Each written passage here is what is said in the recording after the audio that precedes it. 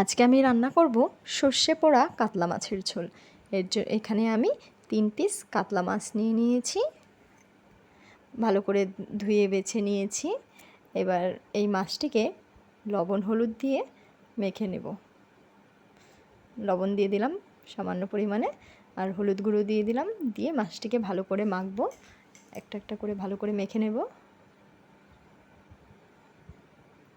এখন এই যে ভালো করে মেখে নিচ্ছি।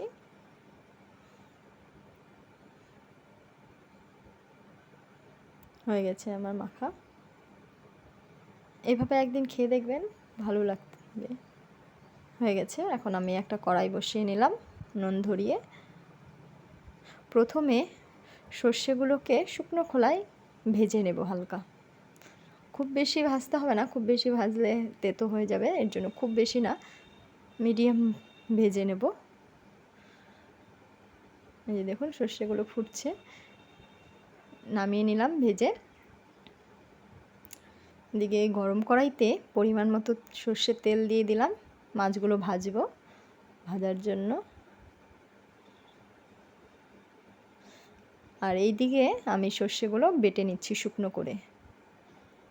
এতে জল দিব না, শুকনো শুকনো বাটবো, মানে বাটবো কি গুঁড়ো করে নিলেই হবে যে কোনো জিনিস দিয়ে। আমি শিলনোড়াতেই গুঁড়ো করছি, পাটাপোতাতে। সামান্য পরিমাণে তেলে লবণ দিয়ে দিয়েছি, তাহলে মাছটা লাগবে না। এবারে একে একে মাছগুলো ছেড়ে দিলাম। খুব বেশি ভাজবো না, হালকা ভাজবো, কারণ ঝোলে দেবো তো, ঝোলের মাছ খুব বেশি ভাজতে হয় না। এই যে ভেজে নামিয়ে নিলাম। আমার অনেকটা পরিমাণ তেল ছিল, ওর মধ্যেই কালো জিরে ফোড়নে দিলাম, আর দিলাম 4-5টা কাঁচা লঙ্কা চেরা। আর এইদিকে আমি একটা পেঁয়াজ বেটে রেখেছিলাম, পেঁয়াজ বাটাটা দিয়ে দিলাম। একটু নেড়ে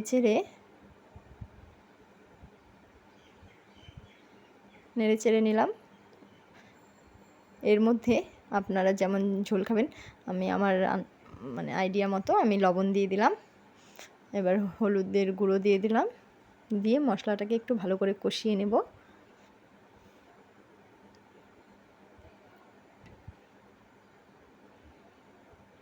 কষিয়ে হয়ে গেছে আমার কষানো। এবার মাছগুলো একে একে দিয়ে দিলাম, দিয়ে আবারও মশলাটাকে হালকা কষাবো। মাছগুলো খুব নাড়বো না, যাতে ভেঙে না যায়, এইভাবেই নাড়বো।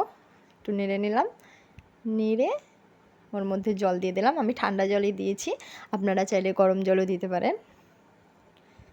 দিয়ে দিলাম। এবার জলটাকে ফুটতে দেব। জলটা অনেকক্ষণ, মানে কিছুক্ষণ 5 থেকে 7 মিনিট ফুটানোর পরে এই যে দেখুন। আর এইদিকে আমি ওই ভাজা সর্ষেগুলো আমি গুঁড়ো করে নিয়েছিলাম। এবার ওই সর্ষে গুঁড়োগুলো উপর দিয়ে দিলাম। সর্ষে গুঁড়ো দেওয়ার পর বেশিক্ষণ রাখতে হবে না, হালকা কিছুক্ষণ 2 থেকে 3 মিনিট ফুটিয়ে হয়ে গেছে আমার। নামিয়ে নিলাম। এটা আপনারা গরম গরম ভাতের সাথে খাবেন, একদম জমে যাবে, খেতে খুব অসাম লাগবে। খেয়ে দেখবেন একবার। আলু বেগুন দিয়ে সবসময় তো আপনারা খান, একবার এভাবে সর্ষে পুড়িয়ে রান্না করে দেখবেন, খেয়ে দেখবেন, ভালো লাগবে, আশা করি ভালো লাগবে। দেখুন কালারটাও খুব সুন্দর এসেছে।